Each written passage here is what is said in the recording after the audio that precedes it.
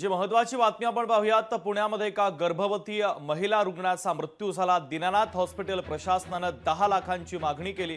रुग्णालयाच्या हलगर्जीपणामुळे मृत्यू झाल्याचा आरोप मृताच्या नातेवाईकांनी केलेला आहे। तर जुळ्या मुलांना जन्म दिल्यानंतर या महिलेचा मृत्यू झालाय।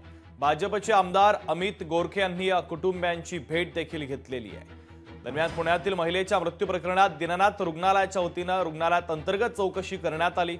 यानंतर रुग्णालय प्रशासनाच्या वतीने वस्तुस्थिती राज्य सरकारला देण्यात येणार आहे अशी माहिती रुग्णालय प्रशासनाच्या वतीने देण्यात आलेली आहे। मात्र घडलेला प्रकार हा अत्यंत धक्कादायक आहे। पुण्यात एका गर्भवती महिला रुग्णाचा मृत्यू झालाय। दीनानाथ हॉस्पिटल प्रशासनाने 10 लाखांची मागणी केली। रुग्णालयाच्या हलगर्जीपणामुळे मृत्यू झाल्याचा आरोप करण्यात येतोय।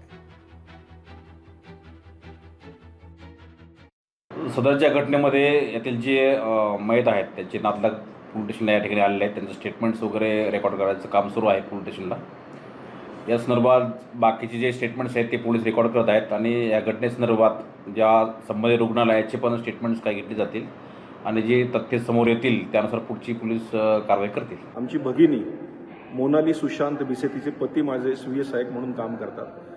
ती प्रेग्नंट असल्यामुळे दीनानाथ हॉस्पिटलला डिलिव्हरीसाठी ॲडमिशनला गेलेली असताना आणि पोटामध्ये तहानी 2 मुलं होती जी जुळी होती आणि तिथं तिला 10 लाख रुपये अर्जंट भरा, नाहीतर आम्ही ॲडमिशन देणार नाही असं सांगितलं गेलं। 3 लाख रुपये भरण्याची तयारी असतानाही त्या ठिकाणी आम्ही ॲडमिशनच देऊ शकत नाही, क्रिटिकल शस्त्रक्रिया आहे असं सांगितलं गेलं आणि ॲडमिशन नाकारलं गेलं। त्या धावपळीत दुसऱ्या हॉस्पिटलमध्ये जावं लागलं, पण दुर्दैवी त्या आईचे त्या ठिकाणी मृत्यू झाला।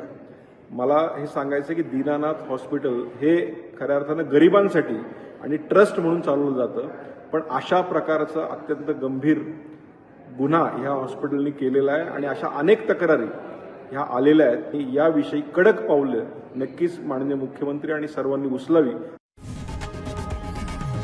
लोकशाही मराठी ऐका, पहा, जागरूक रहा।